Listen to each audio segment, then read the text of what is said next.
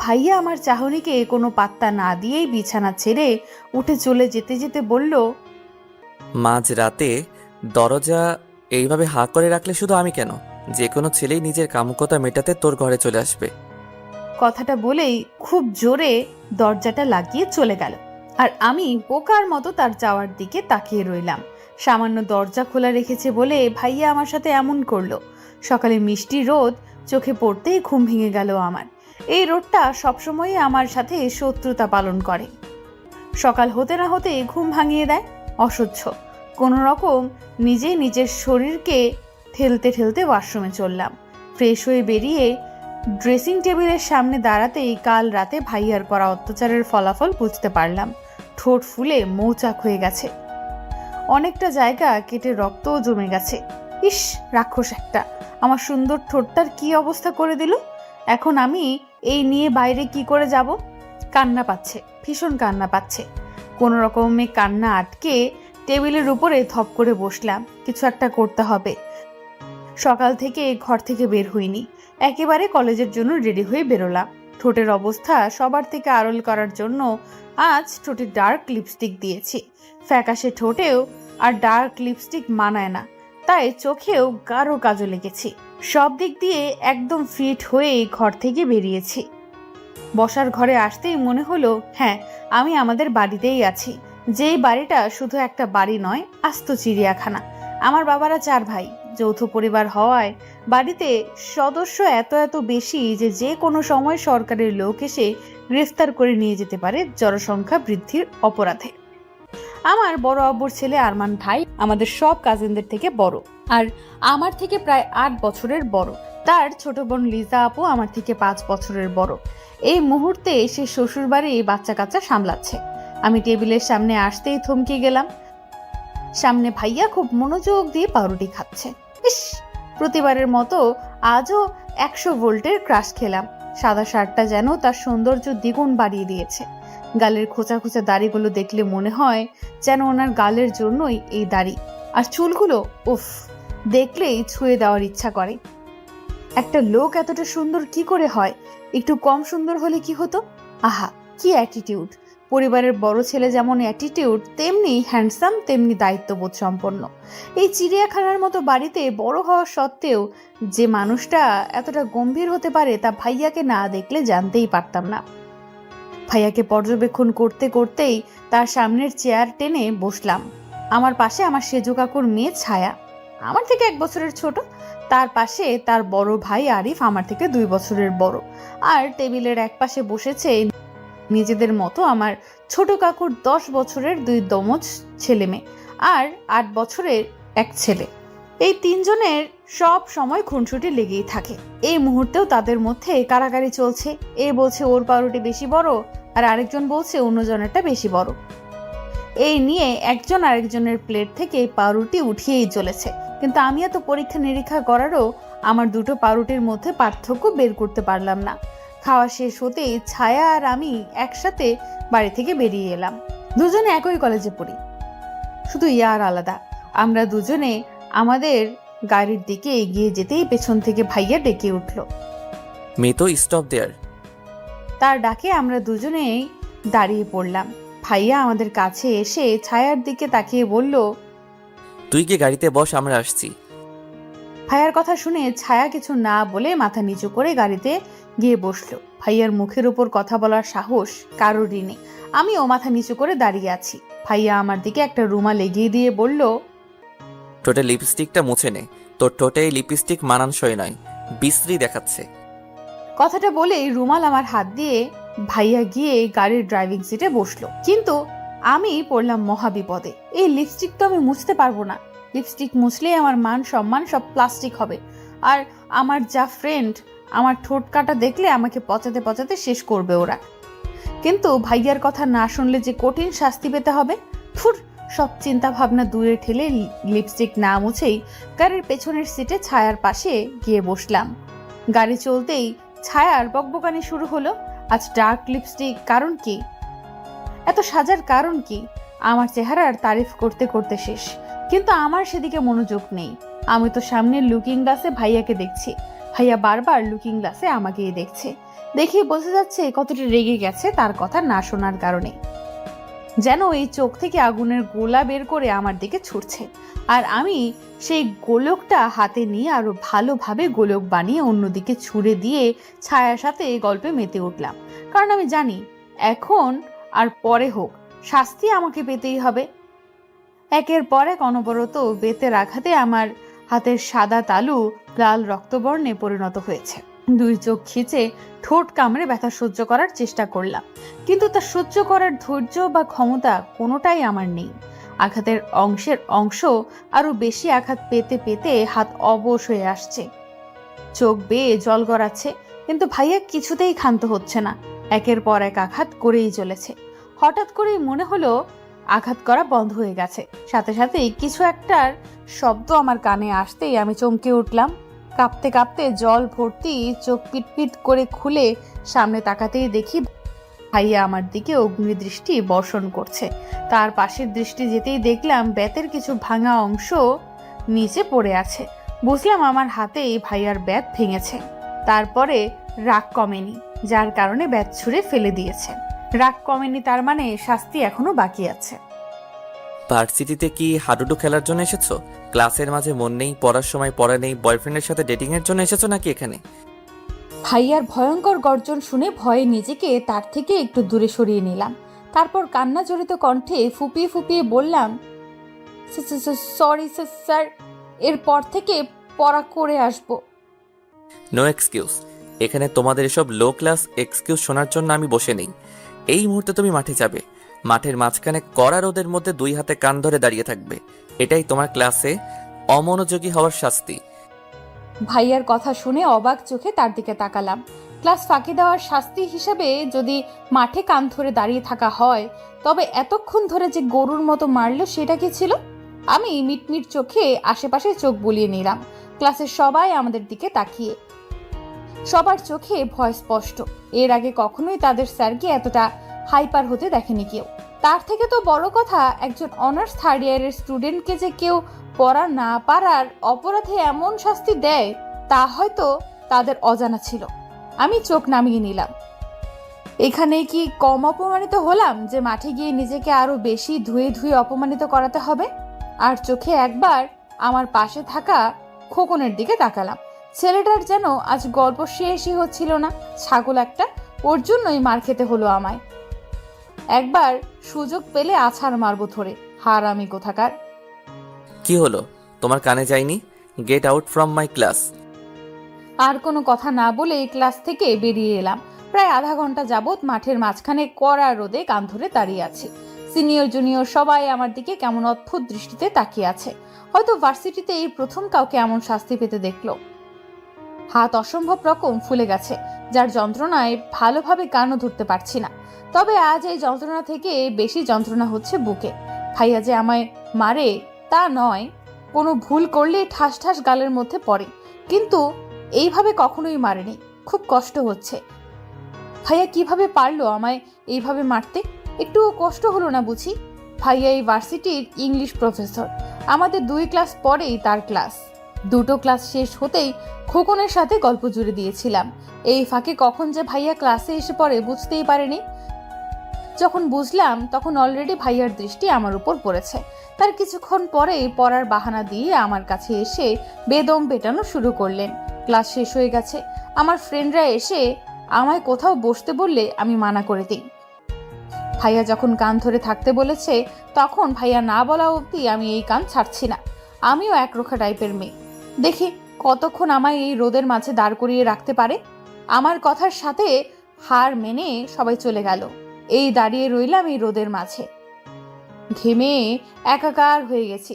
কিছুক্ষণ পর পর মাথা ঘুরিয়ে উঠছে, কিন্তু আমি আমার জেদ কিছুতেই ছাড়ছি না।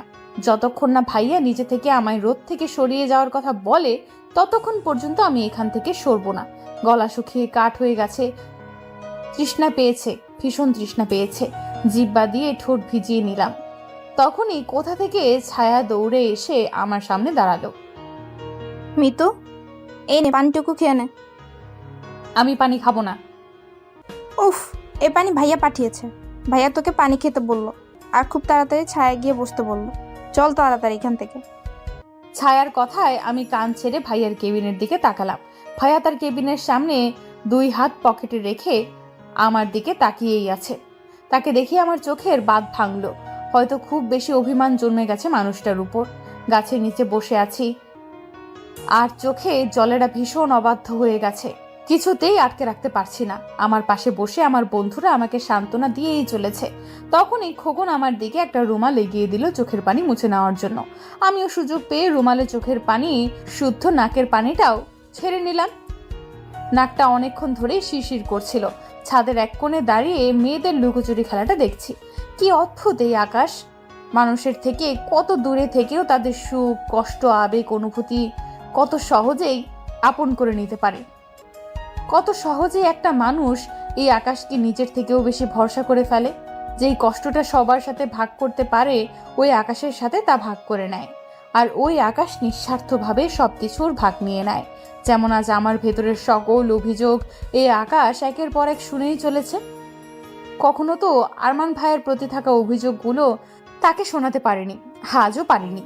তাই আজও এই অভিযোগ শোনার মতো এই আকাশ ছাড়া আর কেউ নেই। 2 চোখের বন্যায় ভাসছে।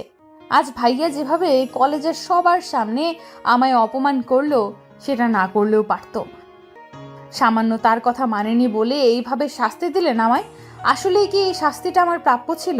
ভাইয়া আমায় কখনো বোঝেনি, নাই বোঝার চেষ্টা করেছে। একবারও ভাবলো না কেন আমি তার কথা মানলাম না? ভাববে কেন?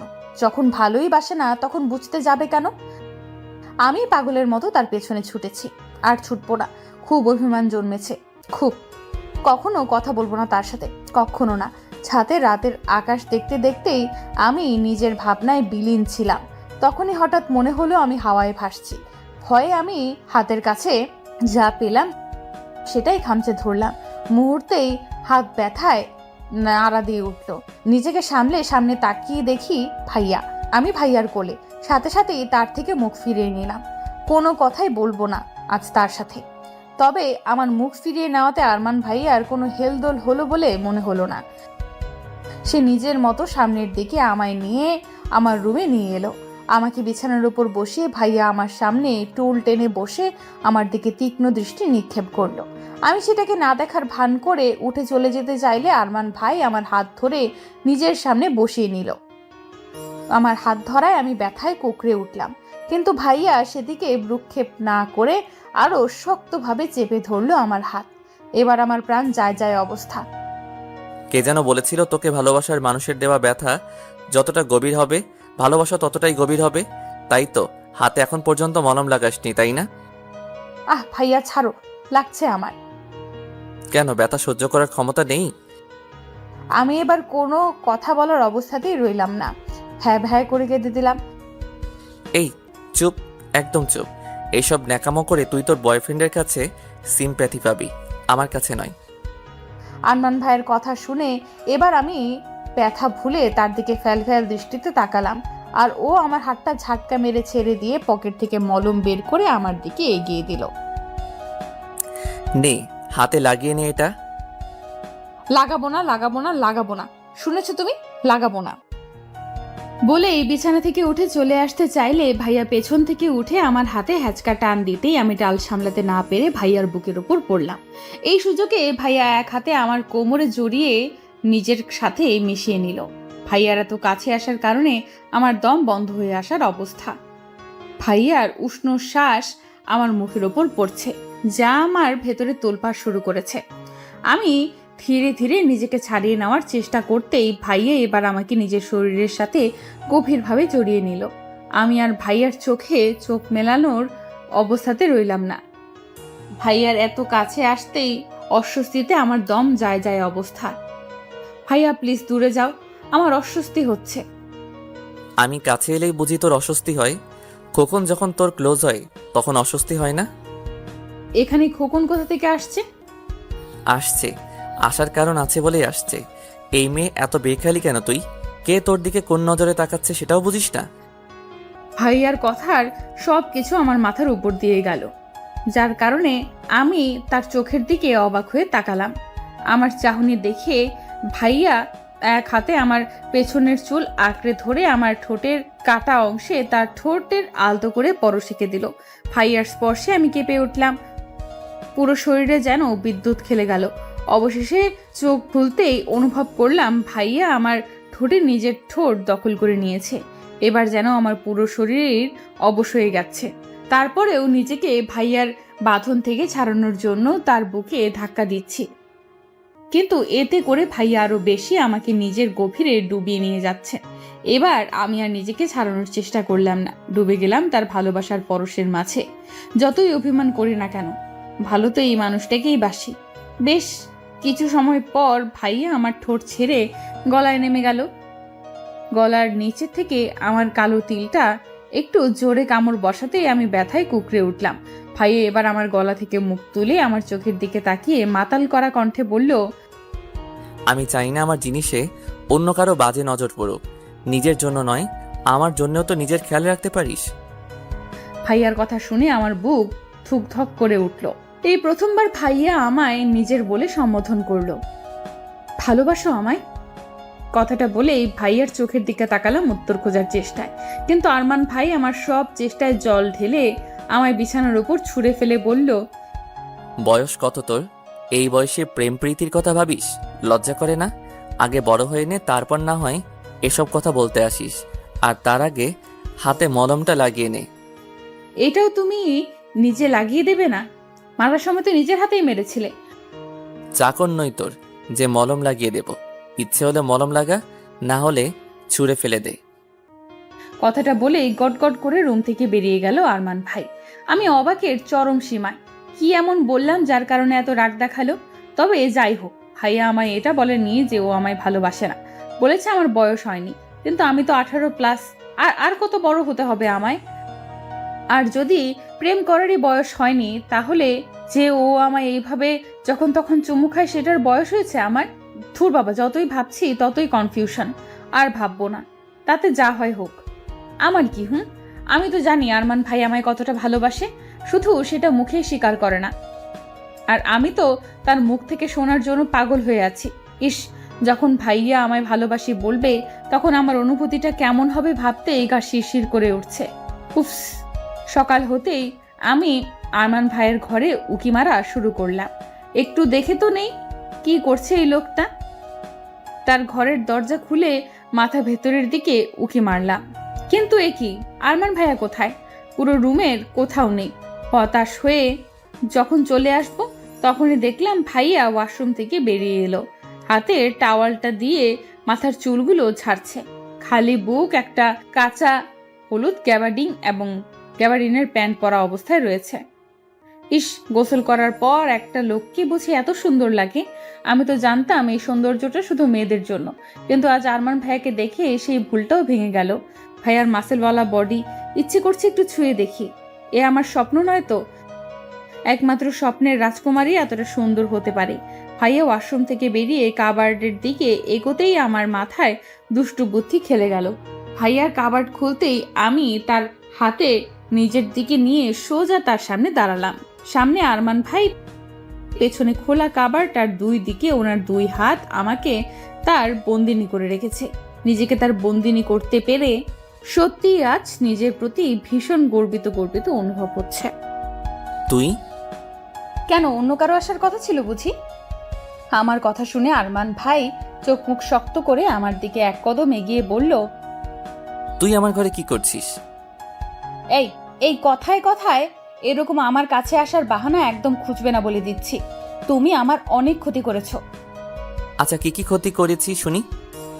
যাতে দাঁত চেপে কথাটা বলতেই আমি আমার ঠোঁট, গলা আর হাত দেখিয়ে বললাম, দেখো কত কত জায়গায় ক্ষত করেছো তুমি আমার।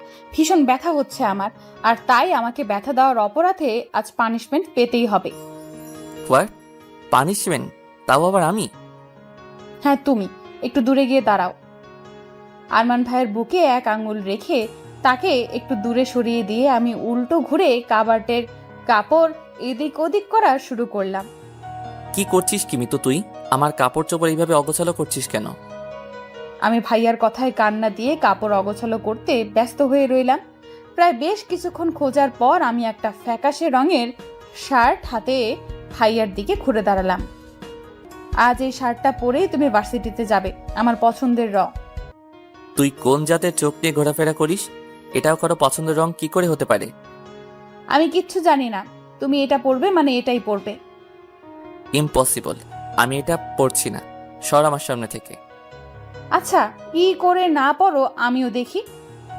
বলে কাবার্ডের লকে লেগে থাকা চাবিটা ঘুরিয়ে কাবার্ড লক করে চাবিটা খুলে হাতে নিয়ে আরমান ভাইয়ের সামনে থেকে সরে এলাম। এবার আপনি কি পরবেন? এই শার্ট ছাড়া আপনার কাছে কোনো উপায়ও নেই। মিতু, খুব বাড়াবাড়ি করছিস কিন্তু। চাবি দে আমাকে। না, দেব না। মিতু, স্টপ দেয়ার। চাবি আমায় দে, নয়তো খুব খারাপ হয়ে যাবে কিন্তু। যা হওয়ার হোক, আমি চাবি দেব না মানে দেব না। আরমান ভাইয়া আমাকে ধরার চেষ্টা করছে, কিন্তু আমি কখনো টেবিলের আড়ালে যাচ্ছি তো কখনো বিছানার আড়ালে।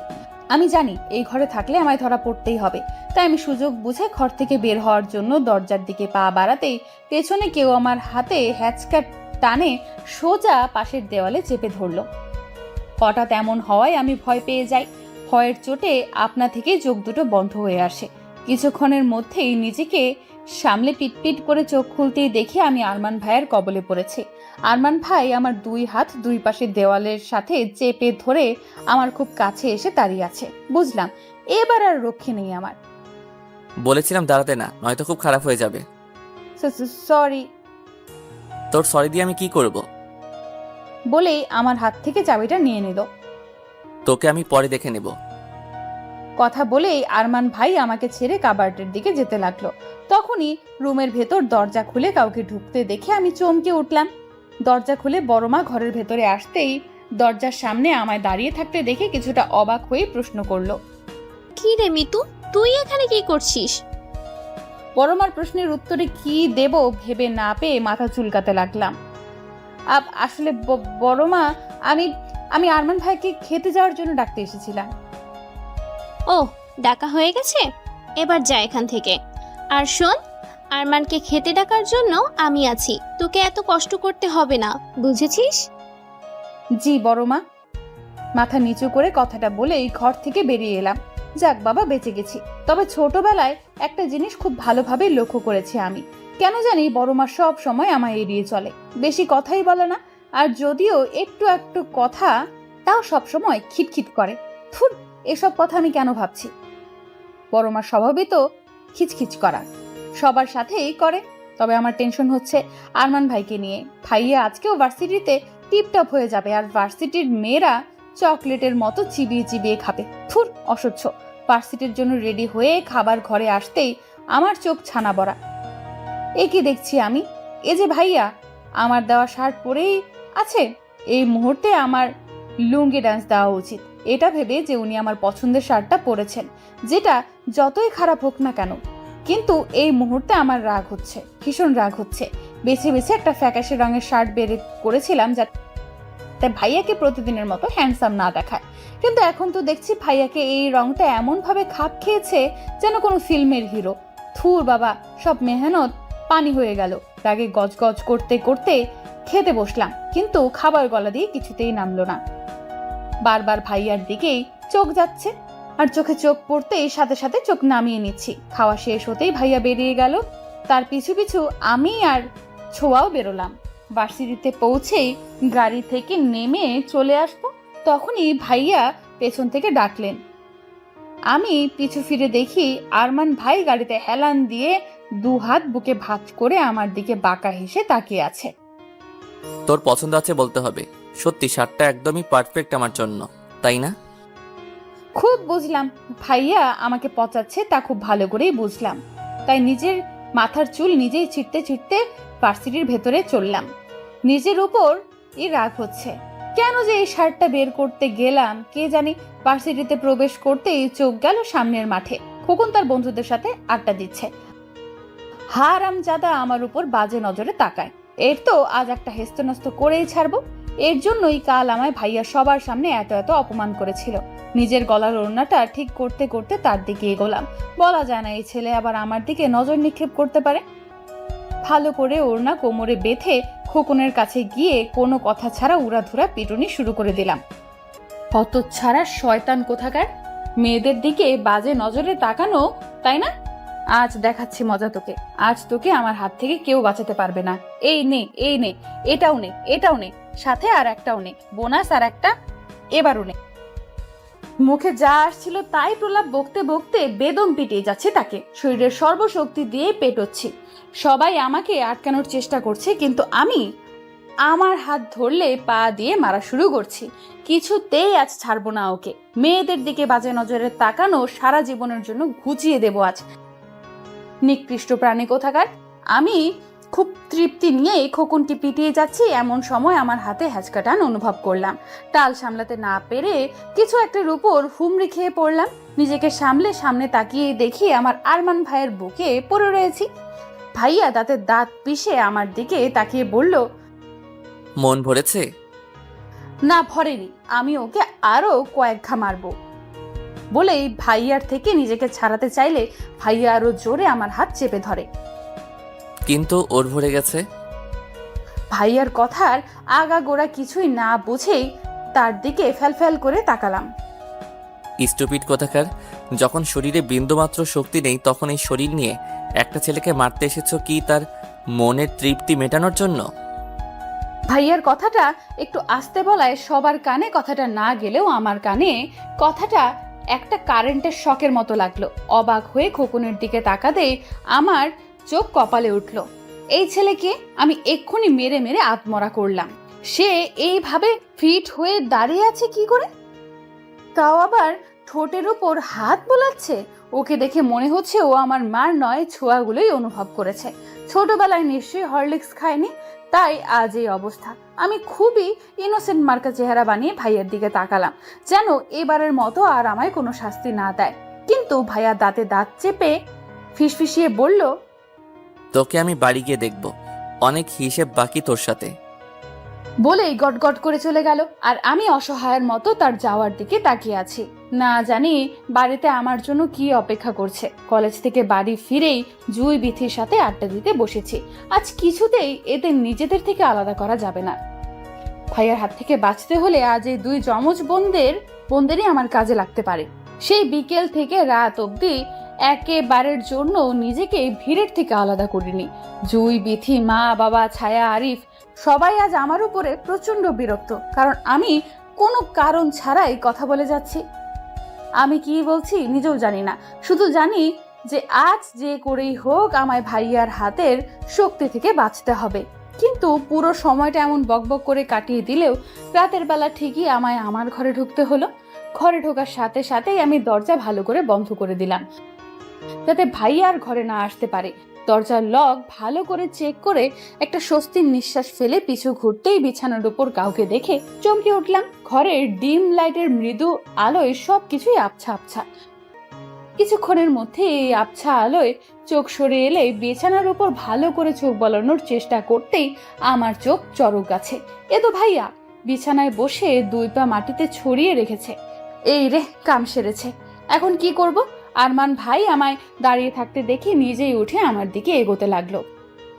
ভাইয়াকে নিজের দিকে এগিয়ে আসতে দেখে ভয় আমার বুক ধুকপুক করা শুরু করে দিয়েছে। আমি নিশ্চিত আমার এই বুকের ধুকপুকানি ভাইয়ার কান অব্দি পৌঁছাচ্ছে। ভাইয়াকে আমার খুব কাছে আসতে দেখে নিজের অজান্তেই আমার পা পেছনের দিকে চলতে লাগলো। পেছনে যেতে যেতেই আমার পিঠ দেওয়ালের সাথে ঠেকে গেল আর ভাইয়া আমার খুব কাছাকাছি চলে এলো। ভাইয়ার উষ্ণ শ্বাস আমার মুখের ওপর পড়ছে। এখন কি করব আমি? বুদ্ধি করে পাশ কাটিয়ে চলে আসার চেষ্টা করতেই ভাইয়া তার দুই হাত আমার দুই পাশের দেওয়ালে রাখলো। আজ আমি আবার তার বন্দিনী হলাম।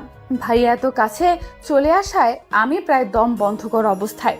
নিজের দম বন্ধ রাখার চেষ্টায় শ্বাসের ঘনত্ব আরো বেশি বেড়ে গেল।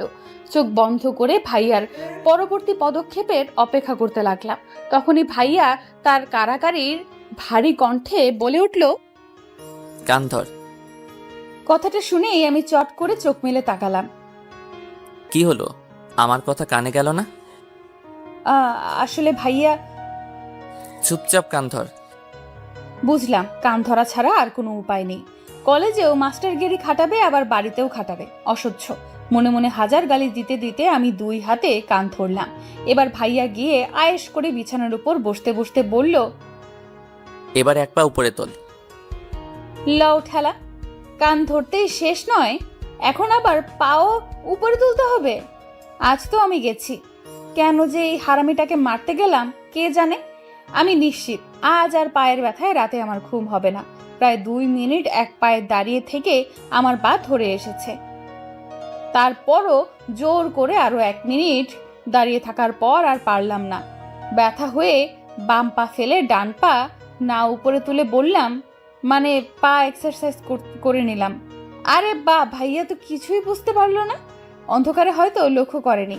আমার তো বেশ ভালোই লাগছে। প্রায় আধা ঘন্টা ধরে কান ধরে এক পায়ে দাঁড়িয়ে আছি, আর আধা ঘন্টা আমি প্রায় 15-16 বারের মতো পা এক্সারসাইজ করেছি।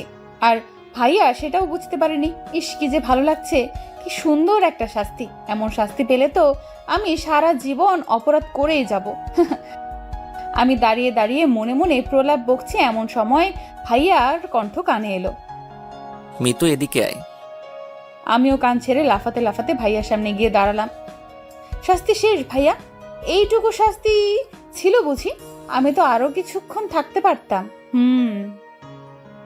এবার ভাইয়া শোয়া থেকে উঠে বসে বলল, শাস্তি শেষ কোথায়? এখনো তো শুরুই করলাম না। ভাইয়ার কথায় আমি যেন আকাশ থেকে পড়লাম। বলে কি এই লোকটা, শাস্তি এখনো শুরুই হয়নি, তো আমি এতক্ষণ কান ধরিয়ে এক পায়ে দাঁড় করিয়ে রাখার কারণ কি ছিল? শাস্তি শুরু হয়নি? কয়বার পা বদলেছিস? তওবা তওবা, আমি আর পা বদলিয়েছি? কি যে বলো না ভাইয়া। তাই নাকি? কিন্তু আমি যে শুনলাম 20 বার পা এক্সচেঞ্জ করেছিস। এমনই না, আমি তো মাত্র 16 বারই। ইসরে, এ আমি কি বলে ফেললাম। মিতু রে, তোর মাথায় সত্যি গোবর ছাড়ার কিছুই নেই। ফুর, আস্ত গাধি একটা তুই। নিজেকে ইচ্ছে মতো গালাগালি করে চোখ পিটপিট করে ভাইয়ার দিকে তাকালাম। অন্ধকারে খুব ভালো করেই বুঝলাম ও আমার দিকে বাঁকা হেসে তাকিয়ে আছে। আসলে সরি ভাইয়া, আসলে। কথাটা বলতে বলতে ভাইয়াকে উঠে আমার দিকে এগোতে দেখে আমার কথা গলার মধ্যেই আটকে গেল। কাপা কাপা গলায় কিছু বলতে যাব, তার আগেই ভাইয়া আমার সাথে হ্যাচকা টান মেরে নিজের সাথে মিশিয়ে নিল। এবার আমার প্রাণ যায় যায়, কি করব কিছুই মাথায় আসছে না। শুধু পরবর্তীতে কি হয় তা দেখা ছাড়া আমার কাছে আর কোনো উপায় নেই। ভাইয়া নিজের মুখ আমার দিকে এগোতেই আমি 2 চোখ খিচে বন্ধ করে নিলাম। সাথে সাথে কানের উপর ভাইয়ের উষ্ণ শ্বাস অনুভব করলাম। এখন এই 16 বার তুই নিজে থেকে আমার ঠোঁটে চুমু দিবি। ভাইয়ার ফিসফিস কণ্ঠটা যত না আমার হৃদস্পন্দন কাঁপিয়ে দিল, তার থেকে বেশি চমক দিল ভাইয়ার বলা কথাটা। কি বলছে এসব ভাইয়া? আমি নিজে থেকে ভাইয়াকে চুমু? না না, এটা অসম্ভব। আমি কিছুতেই পারবো না। এটাও কোনো কথা হলো? আমি নিজে থেকে কি করে? না না, এটা একেবারে ইম্পসিবল। আমি পারবো না। আমার ভাবনার মাঝে ভাইয়া আমাকে ছেড়ে বিছানায় গিয়ে আহ্লাদি স্বরে বলল, দেখ মিতু, যা করার তাড়াতাড়ি কর। বেশি ভাবতে যাস না, কারণ তুই জানিস যদি আমি নিজে থেকে কিছু করি তবে সেটা তোর জন্য কতটা কষ্টকর হবে। ভাইয়া প্লিজ এমন করিস না, আমি পারবো না। যত কথা বলবি শাস্তি ততই ডাবল হবে। ভাইয়া প্লিজ। আরেকটা কথা বললে 20টা চুমু দিতে হবে। এবার আমি চুপ করে গেলাম। জানি ভাইয়ার সাথে কথা বলে কোনো লাভ নেই, সেই আমাকেই তার ভুক্তভর দিতে হবে। এখন মনে হচ্ছে কেন যে পা বদলাতে গেলাম, এখন তারও প্রায়শ্চিত্ত করতে হচ্ছে। মনের মধ্যে অস্থিরতাটা বেড়ে চলেছে, অস্বস্তিতে গা জ্বলে পুড়ে কয়লা বনে যাচ্ছে। তারপরও ধীর পায়ে ভাইয়ার দিকে এগোতে লাগলাম। ভাইয়ার থেকে একটু দূরত্ব বজায় রেখে দাঁড়ালাম।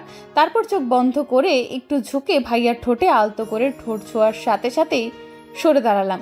মুহূর্তেই বুকের ধুকপুকানিটা 1000 গুণে বেড়ে গেছে। চোখ বন্ধ করে জোরে জোরে শ্বাস নিয়ে নিজেকে শান্ত করে আবার তার ঠোঁটের দিকে এগোলাম। এবার আর একটা চুমু দিয়ে সরে এলাম না, নিজেকে শক্ত করে আরো একটা চুমু দিলাম। ধীরে ধীরে মনের সংকোচ বোধটা কাটতে লাগলো। খুব সহজভাবে যখন একের পর এক চুমু দিতে লাগলাম, ঠিক তখনই আরমান ভাই আমার পেছনের চুল আঁকড়ে ধরে আমায় বিছানায় শুইয়ে দিয়ে নিজেও আমার উপর আতশোয়া হয়ে আমার ঠোঁট করে নিল নিজের দখলে। ভাইয়াকে আটকানোর চেষ্টা করলে ভাইয়া এক হাতে আমার হাত বিছানায় চেপে ধরল। এবার আমি বেকুব বনে গেলাম, আর ভাইয়া নিজের মতো করে আমার ঠোঁটের উপর তার শাসন চালাতে লাগলো। ভাইয়া যখন তার নেশায় নেশাগ্রস্ত, তখনই দরজায় কেউ একটা নক করলো। দরজা ধাক্কানোর শব্দে আমি চমকে উঠলাম। নিজেকে ভাইয়ার কবল থেকে ছাড়ানোর চেষ্টা করছি, কিন্তু ভাইয়ার তাদের কোনো ভ্রুক্ষেপ হচ্ছে বলে মনে হচ্ছে না। যেন দরজা ধাক্কানোর শব্দ তার কান অব্দি পৌঁছাচ্ছেই না। এদিকে দরজা ধাক্কানোটাও ক্রমাগত বেড়েই চলেছে। এবার মনে হচ্ছে আমি কেঁদেই দেব। কিরকম একটা অবস্থায় পড়লাম আমি। একদিকে আরমান ভাই, অন্যদিকে দরজার পেছনের আগন্তুক। না জানি দরজার পেছনে কে দাঁড়িয়ে আছে, আর যদি সে আমাকে আর ভাইয়াকে এক ঘরে দেখে নেয় তাহলে কেলেঙ্কারিটাই না হয়ে যাবে। বেশ কিছুক্ষণ পরেই ভাইয়া আমায় ছেড়ে দিয়ে উঠে বসলেন, আর আমি ছাড়া পাওয়ার সাথে সাথে এক লাফে উঠে দাঁড়ালাম। দরজায় ধাক্কা ক্রমাগত বেড়েই চলেছে। একটা বড় সড়ো ঢোক গিলে ভাইয়ার দিকে অসহায় দৃষ্টিতে তাকালাম। এখন কি হবে? কেউ যদি এত রাতে আপনাকে আমার সাথে দেখে ফেলে, সর্বনাশ হয়ে যাবে। আমি কথাটা বলেই দুশ্চিন্তায় সহিত বললাম, ভাইয়ার ততটা দুশ্চিন্তা হলো বলে মনে হলো না। খুব আরাম করে পেছনে দু হাতে ভর করে আয়েশি কণ্ঠে বলল, সো হোয়াট, সর্বনাশ হবে তোর হবে, আমার কি? আমি তো ছেলে মানুষ না, এটা ওটা বলে কাটিয়ে দিব। তবে তোর কি অবস্থা হবে সেটা তুই ভাব। ভাইয়ার কথা শুনে এবার আমার রাগ হলো, প্রচন্ড রকমের রাগ হলো। একটা মানুষ এতটা নিষ্ঠুর স্বার্থপর কি করে হতে পারে? খারাপ, খুবই খারাপ লোক একটা। কেন যে এর ভালোবাসায় হাবুডুবু খেলাম কে জানে। এর এখন মাছ দরিয়ায় পড়ে পস্তাচ্ছি তো। একদম ঠিক হয়েছে, আমি তো এটাই ডিজার্ভ করি। আমার মতো মেয়ে এটাই ডিজার্ভ করে, কাজিনকে ভালোবাসবে, তাই না? ব্যাস, এখন ভালো করে বাস। আমার কান্না পাচ্ছে, ভীষণ কান্না পাচ্ছে। কেঁদে কেঁদে বন্যা বইয়ে দেওয়ার ইচ্ছে করছে। সব কিছু ভাসিয়ে নিয়ে যাক এই বন্যা। পৃথিবীর কোনো কিছুই যেন বাদ না থাকে। এই পৃথিবীর সব কিছু নির্দয় পাষাণ স্বার্থপর। আমার ভাবনায় বিচ্ছেদ ঘটিয়ে আবারও দরজার ধাক্কার গতি বেড়ে গেল। এমনভাবে ধাক্কাচ্ছে যেন এক্ষুনি দরজা ভেঙে ফেলবে।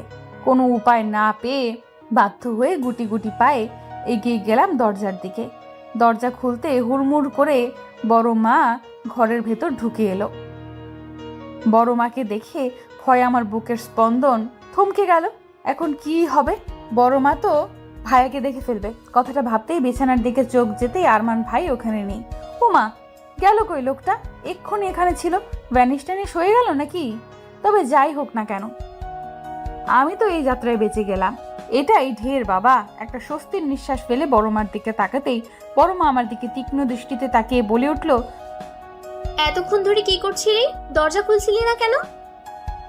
আসলে বড় মা খুব ঘুম পেয়েছিল, তাই ঘুমিয়ে পড়েছিলাম। তুমি দরজা ধাক্কা দিচ্ছ, আমি তো বলতেই পারবো না। তাই নাকি? তা এমন কি মরার ঘুম ঘুমোচ্ছিলি যে এত ধাক্কানোর পরও তোর ঘুম ভাঙেনি? এসব কথা বাদ দাও, তুমি বলো এত রাতে তুমি আমার ঘরে কি করছো? মিনমিন করে কথাটা বলতেই বড় মা গর্জন করে উঠল। আরমান কোথায় বলতে পারবি? কথাটা শুনেই আমি চমকে উঠলাম। বড় মা এদিক ওদিক নজর দিচ্ছেন। আরমান ভাই কোথায় আমি কি করে বলবো? আমি তো ঘুমিয়েছিলাম। কেন, কি হয়েছে? না কিছু না, আরমান ওর ঘরে নেই, তাই ভাবলাম এখানে এসেছি কিনা। তুই ঘুমো, আমি যাই। কথাটা বলেই বড় মা ঘর থেকে বেরিয়ে গেল, আর আমি সাথে সাথে দরজা লাগিয়ে ঘরের লাইট জ্বালিয়ে দিলাম। খাটের তলার, টেবিলের তলা, বাথরুম, আলমারির পেছনে সব জায়গায় খুঁজেও ভাইয়াকে কোথাও খুঁজে পেলাম না। গেল কোথায় লোকটা? ঘরের এদিক ওদিক দেখতে দেখতে বারান্দায় আসতে দেখি ভাইয়া আমার বারান্দার নিচে দাঁড়িয়ে আমার দিকে তাকিয়ে আছে। তার মানে ভাইয়া পাইপ বেয়ে নিচে নেমে গেছে। আমাকে এক নজর দেখেই ও সেখান থেকে চলে গেল। বুঝলাম ভাইয়া এবার সদর দরজা দিয়ে ঘরের ভেতরে ঢুকবে। বুকের ওপর এক হাত রেখে একটা স্বস্তির নিঃশ্বাস ছাড়লাম। খুব বড় বাঁচা বেঁচে গেছি আজ। নিজের ঘরে এসে ড্রেসিং টেবিলের নিচের প্রতিবিম্বর উপরে নজর পড়লো আমার। আমি এক পা দুপা করে আয়নার সামনে দাঁড়ালাম। আমি যে আহামরি সুন্দর তা তো নয়, গায়ের রং একটু চাপা, শুধু একটু না, অনেকটাই চাপা। তারপরও আরমান ভাই আমায় কতটা ভালোবাসে। শুনেছি ভালোবাসার মানুষের অনুভূতি নাকি চোখে দেখেই বোঝা যায়। আমিও বুঝেছি আরমান ভাইয়ের চোখে আমার জন্য ভালোবাসা দেখেছি, আর এই অনুভূতিটা সেই ছোটবেলা থেকেই দেখে এসেছি। কিন্তু আমি যে তার মুখ থেকে শোনার জন্য ছটফট করছি। আমার অস্থিরতাটা কি ভাইয়া বোঝে না? আরমান ভাই যেদিন আমায় নিজের মুখে ভালোবাসার কথা বলবে, সেদিন আমার কিরকম অনুভূতি হবে সেটা ভাবতেই আমার পেটে সুরসুরি কাজ শুরু হয়ে যায়। ইস, তখনকার অনুভূতিটা কি সুন্দরই না হবে। লজ্জায় নিজের প্রতিবিম্বর দিকে তাকাতেই পারছি না। দু হাতে নিজের মুখ ঢেকে নিলাম। ইস, কি লজ্জা! নিজের ক্লাসে বসে এক নাগারে লিখে যাচ্ছি। কি লিখছি জানি না, শুধু যা মনে আসছে তাই লিখে যাচ্ছি। আজ আমাকে লিখতেই হবে। লিখে লিখে হাত ক্ষয় হয়ে যাক, তবুও আমায় লিখতেই হবে। কিন্তু আমার এই লেখার মাঝে বাদ সাধলো সুমন। বেটা আমার কলমটাই কেড়ে নিল। আই চাংরা, কি করছিস? কি কলম নিলি কেন আমার? বেশ করেছি, নিয়েছি, ইচ্ছে হলে আরো নেব। এই কলম কি তোর বাপের সম্পত্তি নাকি? ইচ্ছে হলো আর নিলি? দে আমাকে আমার কলম, লিখবো আমি। আহারে, লিখবো আমি? পড়াশোনায় তো নবঘণ্ট। এখন ইনি আমাদের লেখালেখি দেখাতে এসেছেন। তা কি লিখেছিলি দেখি একটু। কেন দেখাবো? দেখাবো না, একটুও দেখাবো না। আগে আমার কলম দে বলছি। এটা এই মুহূর্তে তুই আর পাচ্ছিস না, বুঝলি? বলেই এক বেঞ্চের পেছনে গিয়ে বসলো। আচ্ছা, দিবি না তো? দাঁড়া, দেখাচ্ছি মজা। কথাটা বলে হাতে থাকা খাতাটা মুড়িয়ে তার পিঠে সর্বশক্তি দিয়ে মারা শুরু করলাম। সে আমার হাত থেকে বাঁচার চেষ্টা করে চলেছে আর আমি তাকে মেরেই চলেছি। আর আমার পাশে বসে থাকা বন্ধুরা আমাদের কাণ্ড দেখে হেসেই চলেছে। বুঝলাম না এখানে হাসার মতো কি হলো। আমি একা এত কষ্ট করে মারছি, কোথায় আমায় একটু হেল্প করবে তা না, শুধু দাঁত কেলিয়ে যাচ্ছে হারামির দল কোথাকার। আমি ইচ্ছে মতো সুমনকে খাতার বাড়ি দিয়েই চলেছি। এমন সময় ক্লাসের মধ্যে সুমনকে মারার জন্য খাতাটা উপরে তুলতেই ভাইয়া এসে হাজির। ভাইয়াকে দেখেই আমি থমকে গেলাম। এটা কি হলো? কোথায় আমি ভেবেছিলাম আজ ভাইয়াকে বোঝাবো আমি পড়ালেখায় কত মনোযোগী হয়েছি, তাই লিখতে লিখতে হাত ক্ষয় হয়ে গেলেও লেখা বন্ধ করছি না। কিন্তু হলো তো তার উল্টোটা। এখন কি করব? তাড়াতাড়ি হাতের খাতাটা ভালো করে নিয়ে নিচের বেঞ্চে এসে দাঁড়ালাম।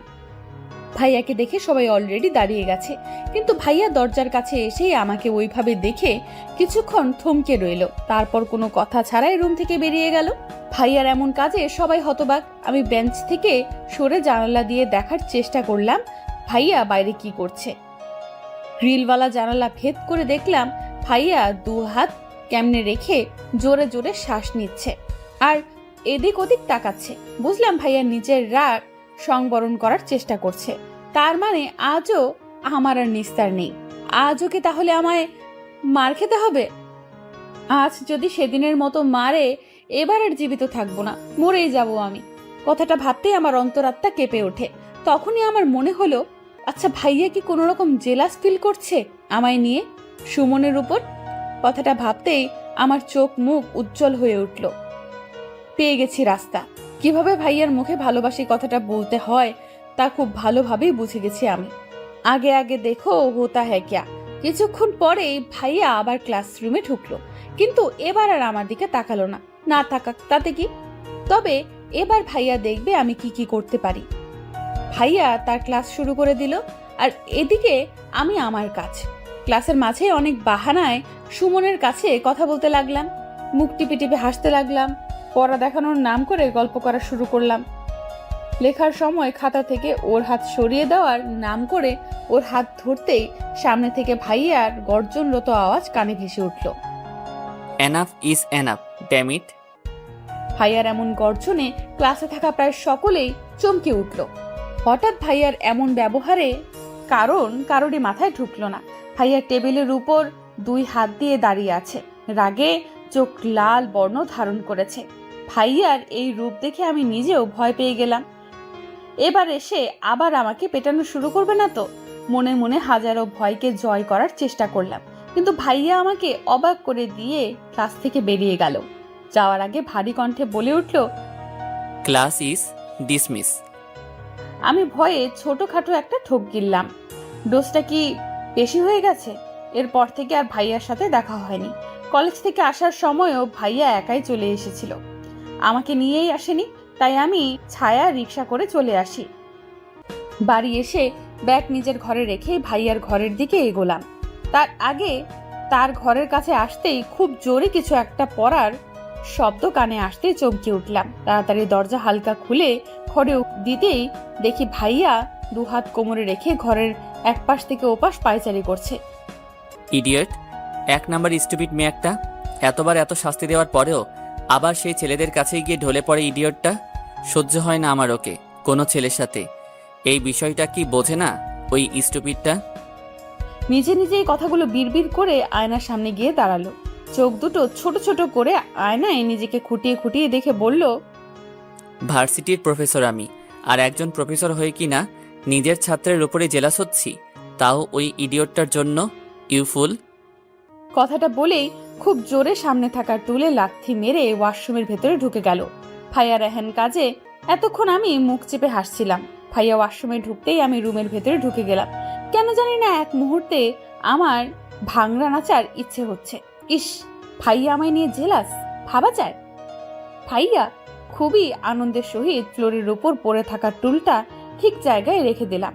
তারপরে নাচতে নাচতে চলে আসবো, তখনই আমার নজর গেল ভাইয়ার টেবিলের উপর। টেবিলের লাল কার্পেটের উপর নীল ডায়েরিটা যেন খুব বেশি দৃষ্টি আকর্ষণ করছে আমার। একটু কৌতূহল নিয়েই আমি টেবিলের কাছে গিয়ে ডায়েরিটা হাতে নিলাম। এটা কি ভাইয়ার ডায়েরি? কি আছে এই ডায়েরির মধ্যে? ভাইয়ার মনের কথা। এবার কৌতূহলটা যেন আরো বেড়ে গেল। আমি জানতে চাই ভাইয়ার মনের কথা। তাই অন্যের ডায়েরি তার বিনা অনুমতিতে পড়া অন্যায় জেনেও ডায়েরিটা খুললাম। প্রথম পেজ ফাঁকা পড়ে আছে, কিছুই লেখা নেই। তাই আমি আবার একটা পেজ উল্টাতেই যা দেখলাম তাতে আমার চোখ কিছুক্ষণের জন্য থমকে গেল সেই পৃষ্ঠায়। এটা কে? আমি। ডায়েরির সাদা পাতায় পেন্সিলের আঁকা, হাতে আঁকা ছবি, আমার প্রতিচ্ছবি। ছবিটা থেকে যেন চোখ সরানোই মুশকিল। হ্যাঁ, এটাই আমি। চোখ, কান, নাক, মুখ সবটাই প্রমাণ করে এটা আমি। কিন্তু তারপরেও কিছু একটা তফাৎ আছে এই ছবির সাথে আমার চেহারার। কিছু তো একটা পার্থক্য আছে, কিন্তু সেটা কি? খুব নিখুঁতভাবে দেখতে লাগলাম ছবিটাকে। এই ছবি আর আমার চেহারার কি অমিল রয়েছে? হ্যাঁ, পেয়েছি, অমিল আছে, অনেক অমিল আছে। আর সেই অমিলটা হচ্ছে ভালোবাসার। ছবিটা খুব ভালোবাসার সাথে অঙ্কন করা হয়েছে। এই চোখ শুধু চোখ নয়, এই চোখে যে হাজারো মায়ায় ভিড়। আচ্ছা, আমার চোখে কি আদৌ এতটা মায়া আছে? আমার তো মনে হয় না আছে। আর এই ঠোঁটের কোণে লেগে থাকা মৃদু হাসিটা, এ যেন কোনো সাগরের ঢেউ। আমার হাসি কি সত্যি এতটা সুন্দর? আচ্ছা, এই আমি কি আরমান ভাইয়ের মনের আমি? ভাইয়ার মনে আমার এতটা সৌন্দর্য বিরাজ করে? চোখের কোণ বেয়ে জল গড়িয়ে পড়ল। কতটা ভালোবাসলে মানুষ এতটা নিখুঁতভাবে কারো প্রতিচ্ছবি আঁকতে পারে? আমার কৌতূহল আবারও বেড়ে গেল। ভাইয়ার বুকে আমার জন্য ভালোবাসার পরিমাণ জানার আগ্রহ আরো বেশি বেড়ে গেল। তাই আমি আবার একটা পেজ উল্টালাম। আর ওই পেজে যা দেখলাম তা দেখার পর আমার হার্টবিট কিছুক্ষণের জন্য থমকে গেল। নিজেকে আর আটকে রাখতে পারলাম না, শব্দ করে কেঁদে দিলাম। ডায়েরির সাদা কাগজে বড় বড় অক্ষরে লেখা, ভালোবাসি মিতু। এই লেখাটা দেখে মনে হচ্ছে ভাইয়া যেন আমার সামনে চিৎকার করে বলছে, ভালোবাসি মিতু, খুব খুব বেশি ভালোবাসি তোকে। তুই আমার ঘরে কি করছিস? আমার সেই চিরচেনা চমৎকার কণ্ঠটা শুনে আমি চট করে পিছু ফিরে তাকালাম। ভাইয়া টাওয়াল হাতে দাঁড়িয়ে আছে। হয়তো চোখে মুখের লাল আভাটা দূর করার জন্যই চোখ মুখে পানি দিয়েছে। আমার হাতে নিজের ডায়েরিটা দেখে চোখ মুখ শক্ত করে ধমক দিয়ে উঠল। তুই জানিস না কারো অনুমতি ছাড়া তার ডায়েরিতে হাত দিতে নেই? মিনিমাম এই কমন সেন্সটুকু তোর নেই? ভাইয়া আমাকে বকেই যাচ্ছে, কিন্তু আমি তার কথা শোনার মতো অবস্থায় নেই। নিজের অজান্তেই হাত থেকে ডায়েরিটা পড়ে যায়। নিজেকে আর ধরে রাখতে পারলাম না। দৌড়ে গিয়ে ভাইয়ার বুকে ঝাঁপিয়ে পড়ে হাউমাউ করে কাঁদতে লাগলাম। আজ এত সুখ সুখ কেন লাগছে আমার? যেন পৃথিবীর সব সুখ এসে এই বুকে বাসা বেঁধেছে, আর আমি এই বুকের একমাত্র অধিকারিণী। সত্যি আমি খুব ভাগ্যবতী। এমন ভালোবাসার মানুষ কয়জনে বা পায়? ভাইয়া হয়তো আমার এমন কাজে বুদ্ধিহীন হয়ে গেছে। হয়তো ভাবতে পারিনি আমি এমন কিছু করব। এতটা সুখের মাঝেও আমি অনুভব করলাম ভাইয়া ধীরে ধীরে তার হাত তুলছে, হয়তো আমায় নিজের সাথে আরো গভীরে জড়িয়ে নেওয়ার জন্য। তাই আমি আরো শক্তভাবে তার বুকে মাথা গুজে দিলাম। এমন সময় বড়মা কণ্ঠ কানে ভেসে এলো। বড়মার ডাক শুনে আমি ছিটকে দূরে সরে গেলাম। নিজের চোখ মুখ মুছে স্বাভাবিক হওয়ার চেষ্টা করলাম, কিন্তু ভাইয়া এখনো ওইভাবেই দাঁড়িয়ে আছে, যেন এখনো তার ঘোর কাটেনি। কিছুক্ষণের মধ্যেই বড়মা ঘরের ভেতরে ঢুকলো। আরমান তাড়াতাড়ি রেডি হয়ে। আমাকে দেখেই বড়মা কথা বলা থামিয়ে দিল। আমি মাথা নিচু করে আছি আর ভাবছি বড় মা যদি জিজ্ঞেস করে আমি এখানে কি করছি তাহলে কি উত্তর দেব। কিন্তু আমাকে অবাক করে দিয়ে বড় মা আমাকে এড়িয়ে আরমান ভাইয়ের দিকে তাকালো। আরমান, তাড়াতাড়ি রেডি হয়ে নে, আমরা বেরোবো। এবার মনে হয় ভাইয়ার ধ্যান ভাঙলো। হালকা কেশে বলে উঠল, কোথায় যাওয়ার কথা বলছো? সেটা না হয় গেলেই দেখতে পাবি, এখন তাড়াতাড়ি রেডি হয়ে নে তো, সময় নেই। আমি কোথাও যাচ্ছি না। আমি এখানে তোর কোনো মতামত নিতে আসিনি, তোকে বলতে এসেছি। তুই যাচ্ছিস মানে যাচ্ছিস, আর কোনো কথা শুনতে চাই না আমি। বলেই বড়মা ঘর থেকে বেরিয়ে যেতেই ভাইয়া পা দিয়ে খুব জোরে বেডে লাথি মেরে চোখ মুখ শক্ত করে আমার দিকে তাকালো। আর আমি এই শব্দে কেঁপে উঠলাম। বুঝলাম না বড়মা বাইরে যেতে বলেছে তা নিয়ে এত রাগ করার কি আছে। সামান্য বাইরেই তো যেতে বলেছে, সেসব যাক। আমি এবার মাথা নিচু করে ঘর থেকে বেরিয়ে আসলাম। রাগের মাথায় আবার আমাকেই না মেরে বসে। রাত 8টা, বসার ঘরে বসে সবাই মিলে একসাথে জবার সিরিয়াল দেখছি। দেখতে দেখতে বিরক্ত বোর্ডটা চরম পর্যায়ে পৌঁছেছে। কিন্তু আমার মা এই জবার মারাত্মক ফ্যান, একটা এপিসোডও মিস করে না। তার সাথে রিপিট টেলিকাস্ট তো আছেই। উফ, কিভাবে যে মায়ের ব্রেনের জিনিসটা সহ্য করে কে জানে। তবে আমার টেনশন হচ্ছে ভাইয়াদের নিয়ে। এখন অবধি এলো না কেন তারা? সে কখন বড় আব্বু বড় মা আমার বাবা আর ভাইয়া বেরিয়েছে, কিন্তু এখন অবধি ফিরল না। কি করছে এতক্ষণ যাবৎ বাইরে? আমার ভাবনা শেষ হতে না হতেই দরজার কলিং বেল বেজে উঠল। আমি দৌড়ে গিয়ে দরজা খুলে দিলাম। হ্যাঁ, ভাইয়ারাই এসেছে। দরজা খোলার সাথে সাথে ভাইয়া ভেতরে ঢুকে সোজা উপরে নিজের ঘরে চলে গেল। চোখে মুখে বেশ গাম্ভীর্যতা ফুটে উঠেছে। ভাইয়ার পিছু পিছু বাকি সবাই ভেতরে ঢুকলো। বাবা, বড় আব্বু, বড় আম্মু গিয়ে সোফাতে বসতেই আমি দৌড়ে রান্নাঘরে গেলাম ওদের জন্য পানি আনতে।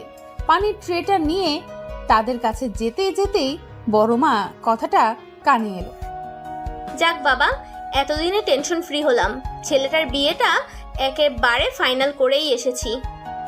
কথাটা শুনতেই আমি থমকে গেলাম। মাথা কাজ করা বন্ধ করে দিল। কি বলছে কি বড় মা? তার মানে তারা ভাইয়ার জন্য মেয়ে দেখতে গিয়েছিল। ভাইয়া তাহলে বিয়ে করতে যাচ্ছে, তাও আবার অন্য কাউকে।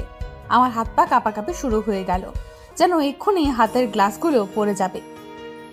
কি রে, পানি নিয়ে আয়, খুব পিপাসা পেয়েছে তো। কথায় আমার ধ্যান ভাঙলো। হাতে থাকা ট্রে তাদের সামনে ধরতেই তারা পানির গ্লাস তুলে নিল, শুধু বড় মা ছাড়া। আমি পানির ট্রেটা টেবিলের উপরে রেখে সবার পেছনে এসে দাঁড়ালাম, যেন কারোর নজর আমার উপর না পড়ে। সবাই ভাইয়ার হবু বউকে নিয়ে কথা বলছে। সে কত সুন্দর, সে কত স্মার্ট। কিন্তু এসব শুনে যে আমার বুকটা দুমড়ে মুচড়ে যাচ্ছে সেটা কারোর নজরে পড়ছে না। নিজেকে আর আটকাতে পারলাম না। সবার আড়াল হয়ে ওখান থেকে চলে এলাম। ভাইয়ার নামের সাথে জুড়ে দেওয়া অন্য মেয়ের নাম, এই জিনিসটা যেন আমার একদমই সহ্য হচ্ছে না। মনের মধ্যে আবার হাজারো অভিযোগ জমা হলো ভাইয়ার বিরুদ্ধে। তাই ছাদে চলে এলাম। আজ আবার এই আকাশকে আমার অভিযোগ শুনতে হবে। কেন কেন ভাইয়া আমার সাথে এমনটা করলো? ভাইয়া তো ওখানে ছিল, তাই না? তার সামনে সবাই তার বিয়ে ঠিক করলো, অথচ সে কিছুই বললো না। হয়তো ওই মেয়ে খুব বেশি সুন্দর, তাই তো আমার কথা ভুলেই গেছে। ও কান্না পাচ্ছে, ভীষণ কান্না পাচ্ছে। আমি কি করে অন্যের সাথে ভাইয়াকে সহ্য করব? সামান্য নাম শুনতেই তো আমার বুক ফেটে যাচ্ছে। এখন কি করব আমি? কান্না ছাড়া যে আর কিছুই অবশেষ রইল না আমার। আপন মনে আকাশের দিকে তাকিয়ে কেঁদেই চলেছি। তখনই নিজের পেটে কারো হাতের স্পর্শ পেয়ে চমকে উঠলাম। মুহূর্তেই ওই হাত টেনে পিঠ তার বুকে ঠেকালো। বুঝতে বাকি রইল না এই হাতের মালিককে। রাগে মাথার রক টকবক করা শুরু করলো। আর সহ্য হলো না। আমি ভাইয়ের দিকে ঘুরেই দুই হাতে তার বুকে ধাক্কা দিয়ে নিজের থেকে সরিয়ে দেওয়ার চেষ্টা করলাম, কিন্তু পারলাম না। বরঞ্চ ও আমাকে আরো গভীরভাবে নিজের কাছে জড়িয়ে নিল।